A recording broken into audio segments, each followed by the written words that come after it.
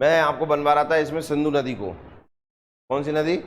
सिंधु नदी के बारे में बता रहा था, लेकिन मैंने वो चैप्टर बदल दिया। पिछली बार जब मैंने पढ़ाया था तो ये मैदानों में ही सिंधु नदी पढ़ा दी थी, और नेक्स्ट चैप्टर हम पढ़ाएंगे जिसका नाम है ड्रेनेज सिस्टम।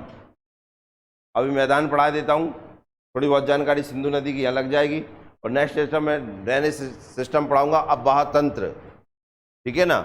उसमें मैं करा दूंगा क्या करा दूंगा मैं? सिंधु नदी, गंगा नदी, पता नहीं कौन कौन सी नदियाँ, ठीक है ना, और उनकी सहायक नदियाँ। अभी केवल उनकी हम डिटेल देखेंगे, मैदानों की डिटेल। तो स्टार्ट करते हैं हम उत्तर भारत के विशाल मैदान। तो देखिए, great plain of northern India. Plain तो समझे गए, वो प्लेन किसे कहते हैं? हाँ या ना? अपना ये पूरा एरिया जो आता है मध्य प्रदेश का एरिया भी प्लेन में आएगा कि नहीं आएगा? बताओ, तुम बताओ, आएगा प्लेन में? उत्तर प्रदेश अब आएगा क्या? उत्तराखंड? उत्तराखंड नहीं है, क्यों? वो पहाड़ी क्षेत्र है। तो जो पहाड़ी क्षेत्र है वे पहाड़ी क्षेत्रों में आ जाएंगे, और जहाँ पहाड़ी क्षेत्र नहीं है वो काय में आ जाएंगे? पता, जहाँ खेती करने योग्य भूमि अच्छी है वे सब क्या है? प्लेन है। वे सब क्या है? प्लेन। तो उत्तर भारत के मैदान का निर्माण मुख्य रूप से सिंधु, गंगा, ब्रह्मपुत्र नदी तथा इनकी सहायक नदियों द्वारा लाए गए अवसादों के निक्षेपण से हुआ है। अवसाद मतलब क्या होता है? मिट्टी, पत्थर, कंकड़, ये नदियां लाती हैं अपने साथ, ये जमा हो जाते हैं, और इनके द्वारा निर्माण होता है काय का? मैदानों का। काय का? मैंने आपको बताया था अभी कि मैदान का निर्माण कैसे हुआ है। मैंने बताया 33 सागर से हिमालय की उत्पत्ति हुई है। और हाँ, जब नया हिमालय बना जिसका नाम था क्या? शिवालिक, तो उसके आगे का जो भाग था, वो भाग जो था वो खाली रह गया था। तो नदियां उसमें अवसाद जमा करती रहीं, ठीक है ना, खड्डे थे उसमें, अवसाद जमा करती रहीं, और वो काय का रूप धारण कर लिया, उसने मैदान का रूप धारण कर लिया। बताए थे हम, जाने? पता नहीं है कि नहीं है। इन्हें गंगा व ब्रह्मपुत्र का मैदान भी कहते हैं। क्या कहते हैं इन्हें? उत्तर का विशाल मैदान का एक और नाम है गंगा व ब्रह्मपुत्र का मैदान। ये जो मध्य प्रदेश में आप रह रहे हैं, इस मैदान का निर्माण किसने किया है? गंगा ने किया है। किसने किया है? गंगा। फिर गंगा सिकुड़ती चली गई और एक तरफ होती चली गई। यह मैदान पश्चिम में सिंधु नदी से लेकर पूर्व में ब्रह्मपुत्र नदी तक फैला हुआ है। ठीक है ना? पश्चिम में सिंधु नदी, तो ये आप सिंधु नदी देख रहे हैं, और ये देख रहे हैं आप कौन सी नदी? ब्रह्मपुत्र नहीं। तो ये ईस्ट डायरेक्शन होती है, पूर्वी, तो पूरब से पश्चिम मतलब ब्रह्मपुत्र से सिंधु नदी तक फैला हुआ है क्या? उत्तर का विशाल मैदान। ठीक है ना? यह एक समतल मैदान है तथा इसके उच्चावच में बहुत कम अंतर है। उच्चावच क्या होते हैं? उच्चावच क्या होते हैं? यह एक समतल मैदान है। देखो, समतल मैदान तो ऐसा ही हो जाएगा, उच्चावच मतलब ये ऐसे ही हो जाएगा। तो इनमें कोई ज़्यादा अंतर देखने को नहीं मिलता है। ठीक है? पता नहीं चलेगा कि हम किसी ऊंची जगह पे आ गए, कोई समतल की तरह ही दिखाई देते हैं। यह मैदान पूर्व से पश्चिम तक लगभग 3200 किलोमीटर लंबा और लगभग 150 से 300 किलोमीटर चौड़ा है। तो देखो, यहाँ से लेकर यहाँ तक ये कितने किलोमीटर का है? 3200 किलोमीटर। और यहाँ से लेकर यहाँ तक कितना है? ये 150 से 300 किलोमीटर चौड़ा है। क्लियर हुआ है? किसके बारे में बता रहे हैं? बढ़िया है, बहुत बढ़िया। इस मैदान की समुद्र तल से ऊंचाई लगभग 50 से 150 मीटर है। समुद्र तल से ऊंचाई कितनी है? 50 से 150। इसका ये मतलब है कि मैदान किसे कहते हैं, परिभाषा में जी लिख सकते हो, अगर पेपर में आ जाए मैदान किसे कहते हैं, प्लेन किसे कहते हैं, तो हम कह सकते हैं समुद्र तल से अगर ऊंचाई 50 से 150 मीटर होती है तो वो काय का नाम होता है? मैदान होता है। क्लियर है? समुद्र तल की ऊंचाई कहाँ से ली जाती है, कौन बताएगा? हाथ ऊपर करना। समुद्र का जो सरफेस है उसकी ऊंचाई कहाँ से ली जाती है? कहाँ पर सेंटर बना हुआ है?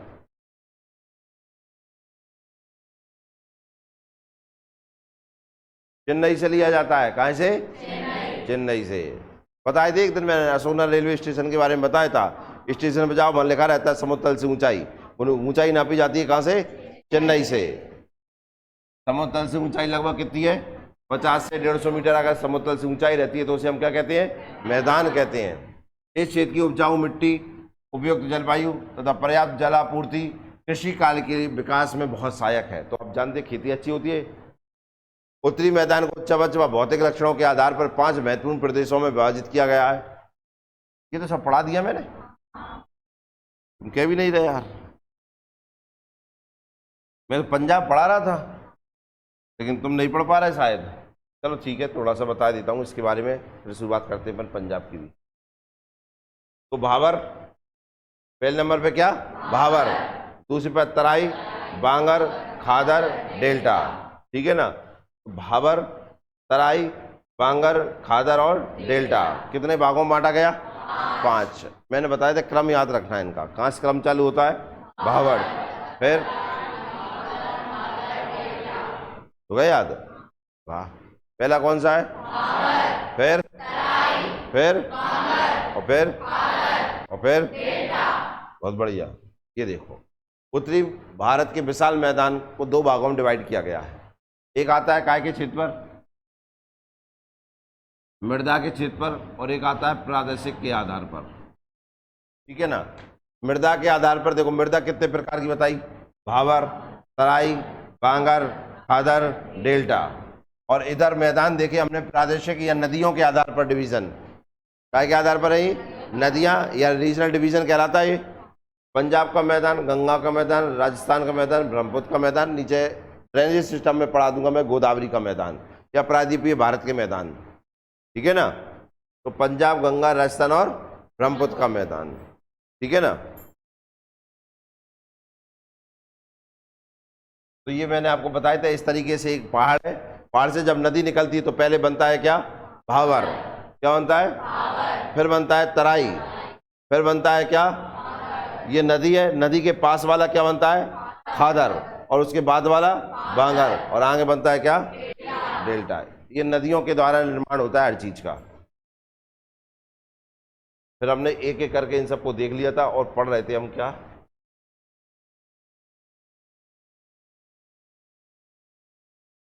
पंजाब का मैदान प्रादेशिक आधार पर। मैंने आपको मृदा के आधार पर सारा विभाजन बता दिया था, हमें स्टार्ट करना था क्या, प्रादेशिक के आधार पर, रीजनल बेसिस पे डिवीजन देखना था हमको, ठीक है ना। तो स्टार्ट करते हैं हम कहां से, पंजाब का मैदान। कौन सा मैदान है, पंजाब का मैदान, ठीक है ना। सिंधु तथा इसकी सहायक नदियां, अब सिंधु तथा सहायक नदियां तुम जानते हो, अभी पेपर में क्वेश्चन आया था, पता नहीं बिहार में हुआ था कोई पेपर, उसमें पता क्या पूछा था, ये जो नदियां हैं ना, जो सिंधु की जो नदियां, जैसे इंडस मतलब सिंधु, फिर आगे इसमें झेलम, फिर चेनाब, फिर रावी, फिर सतलज, सॉरी रावी, ब्यास और सतलज। पहले नंबर पे आ गई झेलम, दूसरे पे आ गई चेनाब, तीसरे पे आ गई रावी, चौथे पर आ गई और 5वें पे आ गई सतलज। इनका क्रम पूछा था, उत्तर से दक्षिण जमाओ, कहां से, यही पे क्वेश्चन आ जाएगा, ठीक है। तो पहले तो हमें क्रम भी याद रखना है इनका, यहीं से बन जाता है। तो सिंधु तथा इसकी सहायक नदियों में कौन कौन सी आएंगी, देखो पहले नंबर पे आई झेलम, फिर चेनाब, फिर रावी, फिर ब्यास और फिर सतलज। ये जो क्रम लिख रहा है ये नॉर्थ टू साउथ लिख रहा है, कहां से, उत्तर से दक्षिण। पहले देखेंगे तो कौन सी आएगी, झेलम, दूसरी, फिर और फिर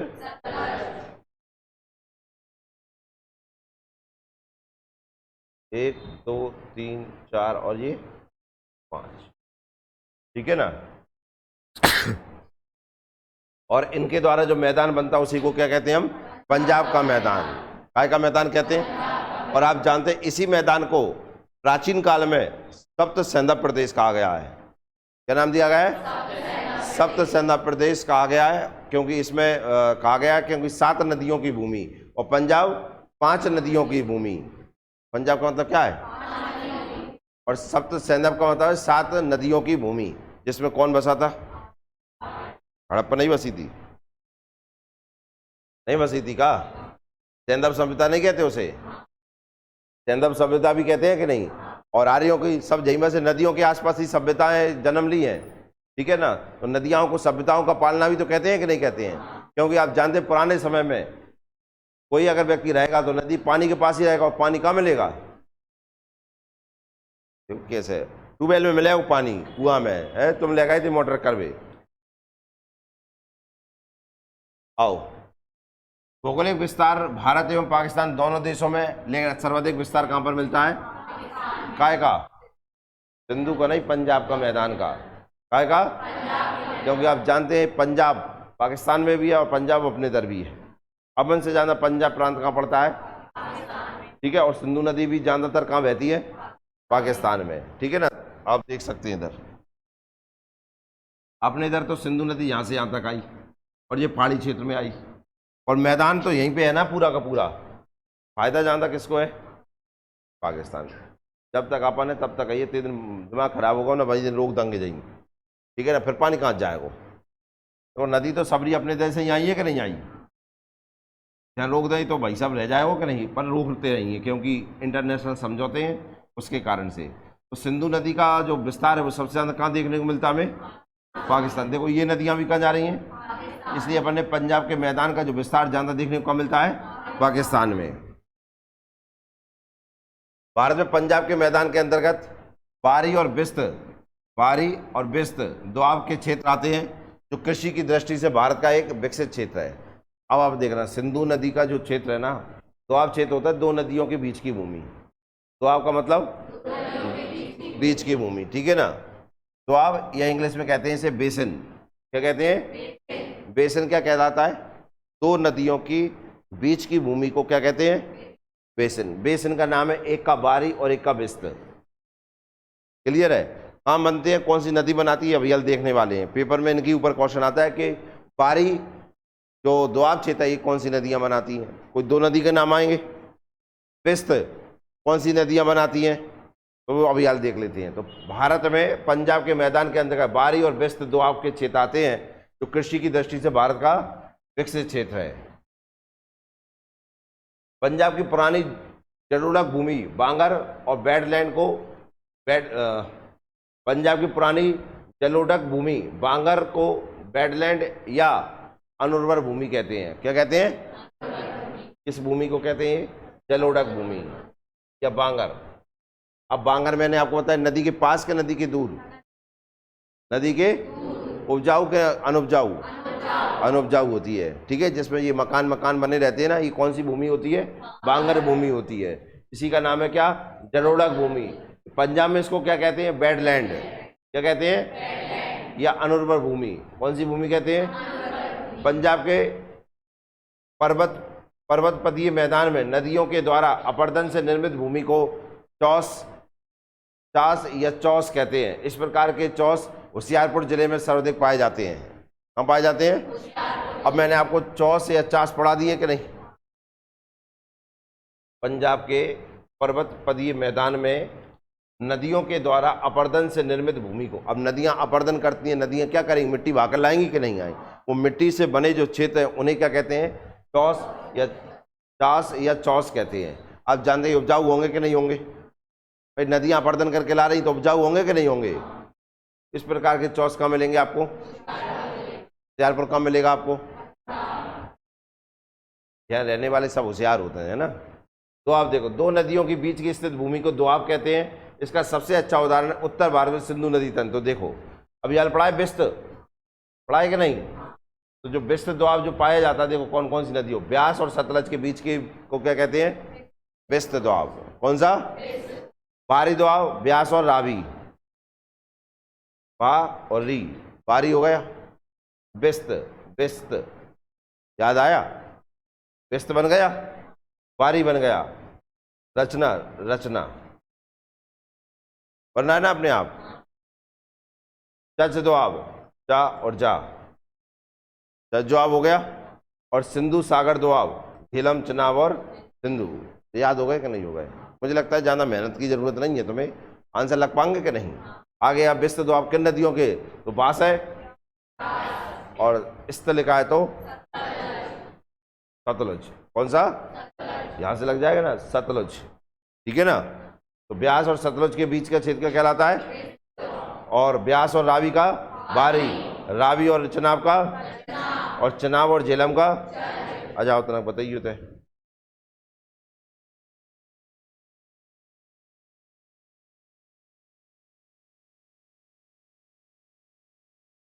हाँ बन गया। जिस सतलज है, जिस सतलज और ब्यास, या ब्यास या सतलज कौन सा बनाती हैं? इनके बीच का ये क्षेत्र जो कहलाएगा ये आ गई आपकी कौन सी नदी? ये आ गई कौन सी नदी? ब्यास। ये नदी तो हो जाएगी कौन सी? ब्यास।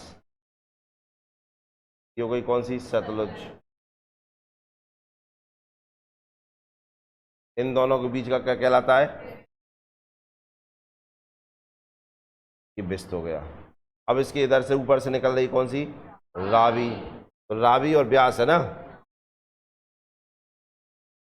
इस वाला क्षेत्र, ये कौन सा कहलाता है? पारी। कौन सा? बास है और रीस है रावी। ठीक है ना। अब इधर से निकल जाता है कौन सा? चनाव। ये कौन सी है? चनाव। और नीचे है रावी नदी। ये कौन सी नदी है? रावी। ये चनाव भैया। तो रावी और चनाव में रचना हो जाता है। क्या हो गया? रचना। इसके जस्ट ऊपर से बहती है कौन सी? झेलम। तो चनाव और झेलम के बीच का क्या कहलाता है? चज कहलाता है। चा और जा।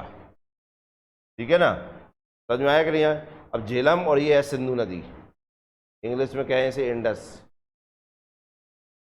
इसका नाम क्या है? सिंधु सागर। क्या नाम है? सिंधु सागर दोआब क्षेत्र। ठीक है ना। झेलम, चनाब और सिंधु के बीच का कहलाता है। क्लियर हो गया भैया? तो याद तो मुझे लगता है हो ही गए होंगे। रटना हो तो रट लेना।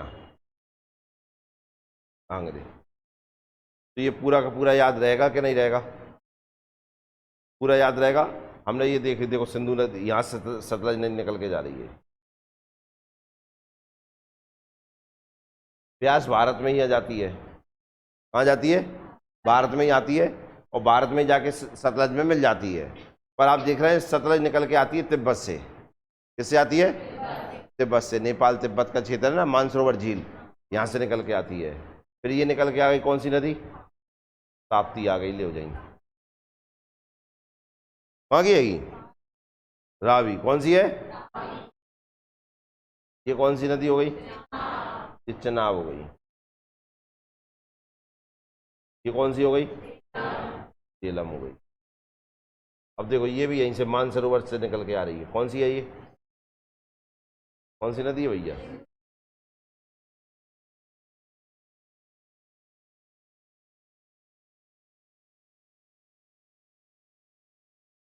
सब स्थानों के नाम है।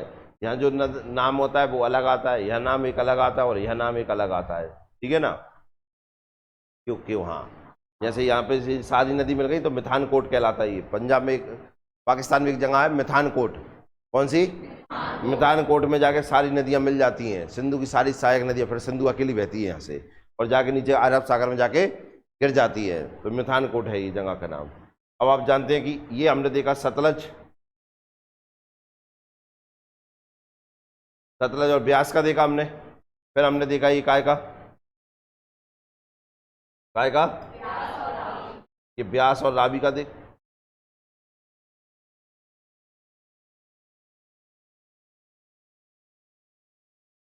ये ब्यास और रावी का देखा हमने। फिर किसका देखा हमने? रावी और चुनाव का देखा हमने। क्यों सही यार? फिर हमने देखा काय का? चनाब और झेलम का। और फिर हमने देखा किसका? सिंधु, झेलम और चनाब। ये पूरा का पूरा यहां मिल जाएगा।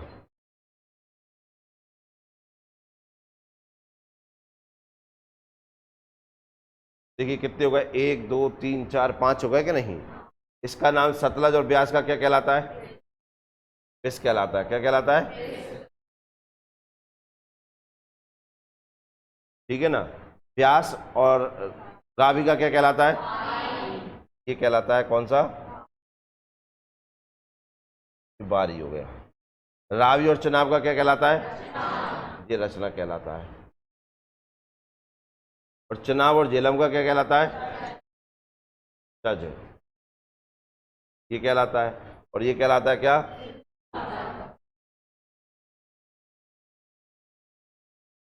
सिंधु सागर। समझ में आया कि नहीं आया? ये तो याद हो ही गया होगा। इनका सबका पढ़ेंगे, सब कहाँ से निकलती हैं, कौन सी परियोजना है भारत में जहाँ से जब प्रवेश कर गई। तो ये शिपकला दर्रा है यहाँ पर, तो सारा का सारा अपन पूरा पढ़ेंगे। जैसे ये कह जाते हैं ये सिंधु नदी प्रवेश कर गई, यहाँ से सिंधु नदी बाहर निकल गई, निकली कि नहीं, तो दम चौक और ये कहाँ से बाहर निकलती है, ये सारा का सारा हम देखेंगे यहाँ पे, ठीक है ना। आओ, गंगा का मैदान, ऊपरी गंगा के 3 भाग पढ़ाए थे उत्तर प्रदेश में मैंने। ऊपर का ऊपरी गंगा का मैदान, बीच वाला हो जाएगा मध्य गंगा का मैदान, नीचे हो जाएगा निम्न गंगा का मैदान। अब ऊपरी गंगा का मैदान कहाँ मिलेगा आपको, रोहिलखंड का मैदान और अवध का मैदान, ठीक है ना। मध्य गंगा का पूर्वी उत्तर प्रदेश का मैदान, बिहार का मैदान, और निम्न गंगा में पश्चिम बंगाल का मैदान। इसी में बिहार के मैदान को 3 में, सारण का मैदान, मगध का मैदान और मिथिला का मैदान हो जाएगा। काय का, मिथिला। कल मिथिला में कल करंट पढ़ाए तो मैं मिथिला की एक, ध्यान है, मिथिला नहीं वैशाली, सॉरी, कौन सा, वो बिहार में ही पढ़ता है। हाँ कुछ पढ़ाए थे हम, क्या पढ़ाए थे, रामायण विश्वविद्यालय, रामायण यूनिवर्सिटी बन रही है।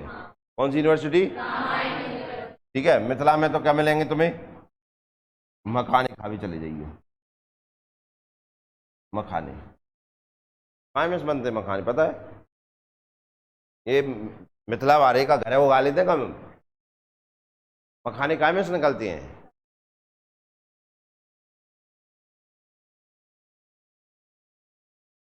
पानी में होता है उत्पादन, पानी में क्या है, कमल, समझ में आए ना। तो उनमें बीज लगता है, उसे निकाला जाता है, सेका जाता है, फिर वहाँ में से निकलता है, और फिर तुम वही फिर खावे में नंबर 1 तुम्हें दे दिया जाता है। ऊपरी गंगा का मैदान, ऊपरी गंगा का मैदान मिलेगा कहाँ पर, देख रहे हो तुम, एक सही करो तो दूसरा गड़बड़ हो रहा हो भैया अपना। तो यह ऊपरी गंगा का मैदान कहाँ मिलेगा, रोहिलखंड का मैदान और अवध का मैदान आता है इसमें, ठीक है ना। अब ये आता है मध्य गंगा का मैदान। मध्य गंगा के मैदान में क्या क्या आएगा, पूर्वी उत्तर प्रदेश और बिहार का मैदान। बिहार के 3 मैदान पढ़े हमने, सारण का मैदान, मगध का मैदान और मिथिला का मैदान, ठीक है ना। वो अवध है, जी मगध है, मगध आप जानते ही होंगे, पाटलिपुत्र वगैरह, ठीक है ना। और ये पश्चिम बंगाल का मैदान, जी अलग ही हो गया, जहाँ गंगा फिर काय मिल जाएगी, बांग्लादेश में जाएगी और उधर चली जाएगी काय में, बंगाली खाड़ी में, बांग्लादेश। अब गंगा का मैदान, इसका विस्तार उत्तर प्रदेश, बिहार और पश्चिम बंगाल में है। गंगा का मैदान कहाँ मिलेगा आपको, उत्तर प्रदेश, बिहार और पश्चिम बंगाल।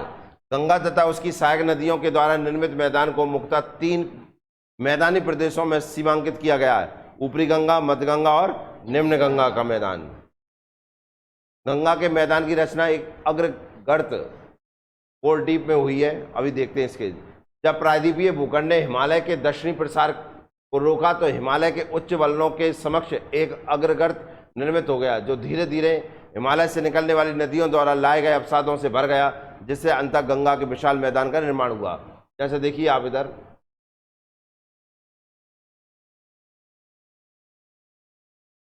ये मान के चलो दक्षिण भारत है अपना, प्रायद्वीपीय भारत, ऊपर था 33 सागर, जब इससे ये टकराया तो बन गया यहाँ पर क्या, अब ये क्या है कि इस तरीके से यहाँ पे खड्डा बन गया, ठीक है ना। जो नदियां निकली वो यहाँ पे टकराई, अब उनने मिट्टी यहीं छोड़ दी और फिर इसको पार कर गई, तो यहाँ पे काय का निर्माण हो गया, मैदान का निर्माण हो गया कि नहीं भाई। देखो पहले यहाँ पे ये मान के चलो गड्ढा था, नदी आई, पानी भरे हो कि नहीं, पानी भरे हो तो पानी से मिट्टी आएगी कि नहीं, मिट्टी बढ़ती गई, फिर नदी बाकी ऊपर, फिर मिट्टी गई, फिर नदी ऊपर, फिर मिट्टी भरी, फिर नदी ऊपर, तो कुल मिलाकर नदी तो हो गई पार और मिट्टी रह गई है। समझ में आया कि नहीं आया, फिर मिट्टी कारण ये पूरा का पूरा चित्कार बदल गया, मैदान बदल गया। समझ में आया कि नहीं आया। इस तरीके जैसे मान के चलो कोई ये पहाड़ है और एक ये पहाड़ है, ये बीच वाला तो गड्ढा रह गया कि नहीं, हाँ कि ना। अब कोई नदी निकलेगी तो इसको मिट्टी से भर देगी कि नहीं भरेगी, यही होगा कि नहीं होगा।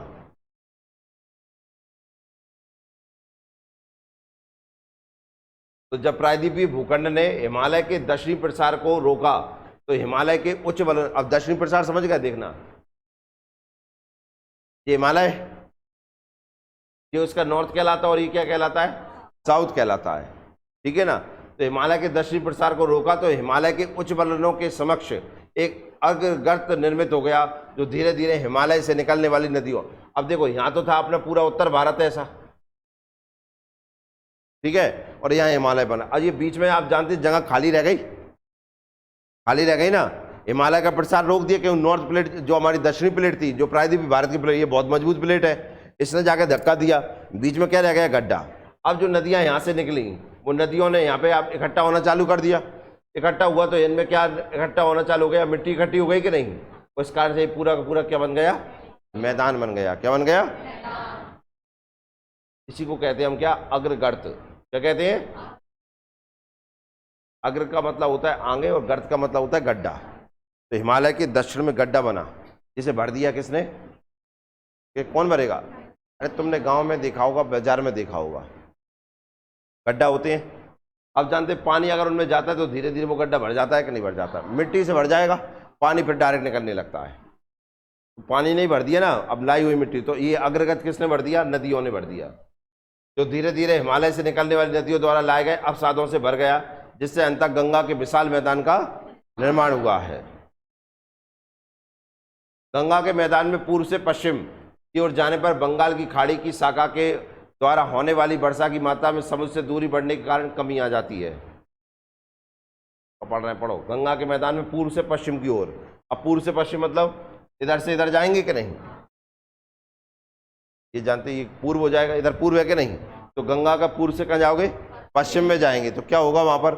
तो गंगा के मैदान में पूर्व से पश्चिम की ओर जाने पर बंगाल की खाड़ी की शाखा के द्वारा होने वाली वर्षा, मतलब इसके द्वारा वर्षा, ये बंगाली खाड़ी है, ये वर्षा कराएगा कि नहीं? तो आप जानते वर्षा पहले तो यहीं कराएगा ज़्यादा, तो इधर तो कम होती चली जाएगी कि नहीं? तो वो तो मुझे लगता है कॉमन सेंस की बात है। तो जैसे जैसे बंगाल की खाड़ी से दूरी बढ़ेगी, वर्षा कैसी होगी?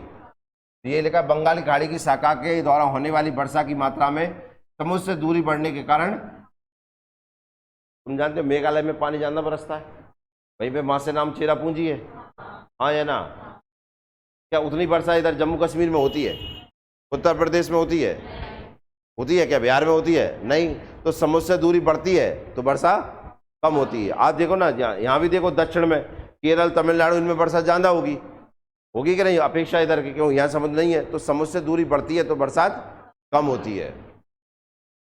मध्य गंगा का मैदान बाढ़ से सर्वाधिक प्रभावित क्षेत्र है, तो ये इंपॉर्टेंट है। गंगा का कौन सा मैदान सबसे ज्यादा बाढ़ से प्रभावित है? मध्य गंगा का मैदान। मध्य गंगा के मैदान में गोखुर झील अधिक पाई जाती है, क्योंकि इस भाग में नदियां विसर के रूप में बहती हैं। विसर मतलब होता है सांप के रूप में। ये बह गई नदी, क्यों? वहां अब क्या हुई? बरसात। अब जैसी बरसात हुई तो नदी सीधी, नदी नहीं है फिर कोई से मतलब, अब मैं चली, ठीक है ना? और पानी नहीं है तो फिर नदी कहते हैं अब मैं आराम आराम से चलूंगी। तो नदी देखती है ढाल के तय है, रेंगने ना पारे मुझे, तो नदी कहाँ जाएगी? ढाल की तरफ जाएगी। अब नदी निकली तो ढाले तय सो इधर चली, माने कहीं इधर चलो गई। अब बरसात भाई सो सीधी हो गई। अब बरसात में क्या हुआ? ये पूरा काट के रख दिया इसने, तो ये भाग ऊपर हो गया और ये भाग नीचे हो गया। तो जो भाग ऊपर हो गए तो ये बन गई गोकुर झील। कौन सी झील बन गई? गोकुर झील। समझ में आया कि नहीं? तो ऐसे बन जाती है गोकुर झील। समझ में आया? एक लैगून होती है, एक गोखुर होती है। लैगून बनता है समुद्र से और गोखुर बनती है नदी से। समझ में आ गया? गोकुर झील बना ले, गोकुर झील बना ले, वो बना दे। वो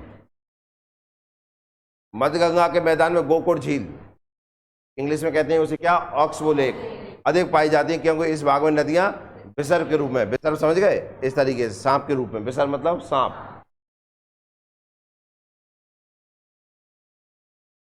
गंगा के मैदान में यत्र तत्र गर्त पाए जाते हैं। देख रहे तुम? क्या पाए जाती हैं? जिसे पटना के निकट जल्ला तथा मोकामा के निकट टाल कहते हैं। तो अगला इंपॉर्टेंट हो गया।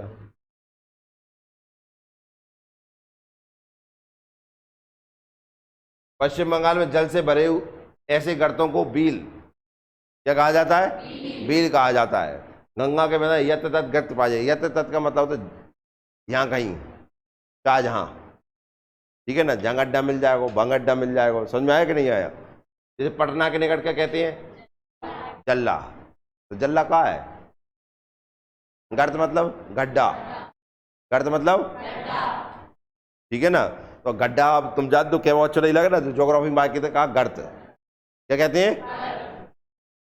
और मोकामा के निकट क्या कहते हैं इन्हें? टाल। मतलब बिहार में इनके दो नाम हो गए, एक जल्ला और एक टाल, ठीक है ना। पश्चिम बंगाल में इन्हें क्या कहते हैं?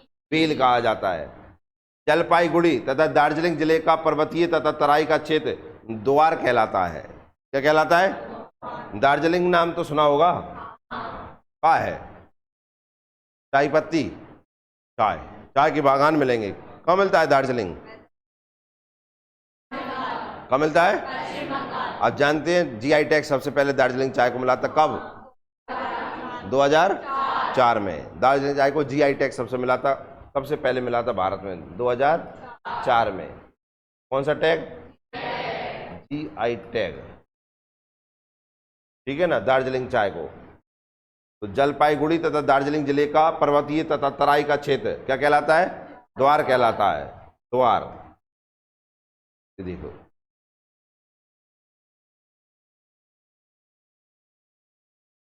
अब जहाँ मैं तुम्हें समझ में ना आ पाएगा, पर गंगा समझ लो, ये अपर गंगा का मैदान हो गया। ये देखो तुम्हारा कुछ भाग मध्य प्रदेश का आ गया इसमें, आ पा रहा हो, देख पा रहा होगा। ये मिडिल प्लेन आ गया, कौन सा? और ये कहाँ गया? Lower plain. ये पूरा पूरा इसमें बंगाल धरा है, ठीक है ना। ये गंगा ने बना दिया। ये पंजाब हरियाणा का प्लेन हो गया, ये राजस्थान का प्लेन हो गया, ये ब्रह्मपुत्र प्लेन हो जाएगा। एक एक करके देखते जा रहे हैं। ये देखिए थोड़ा सा अच्छा दिख रहा होगा, और अच्छे से देख लीजिए आप। ये पूरा का पूरा ये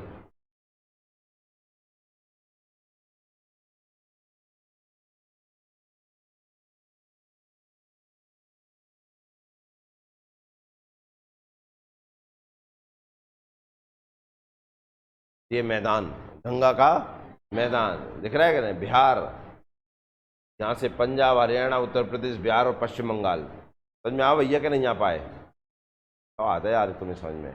राजस्थान का मैदान कल पढ़ेंगे अपन। तो गंगा का मैदान पहले पढ़ा, बहुत इंपॉर्टेंट चीज़ है, पता चली आप लोगों को उसमें, जो पेपर के लाने इंपॉर्टेंट थी। इन्हें ध्यान है, ये काम में आएगा जब हम पढ़ेंगे ना ड्रेनेज सिस्टम पढ़ेंगे, जब अब्बाह तंत्र, तो सिंधु का और गंगा का अब्बाह तंत्र पढ़ेंगे ना, तो वहाँ पूरा काम में आने वाला है। इसलिए याद कर लेना अच्छे से, तो वहाँ आपको लगाने में मजा आएगा, ठीक है ना।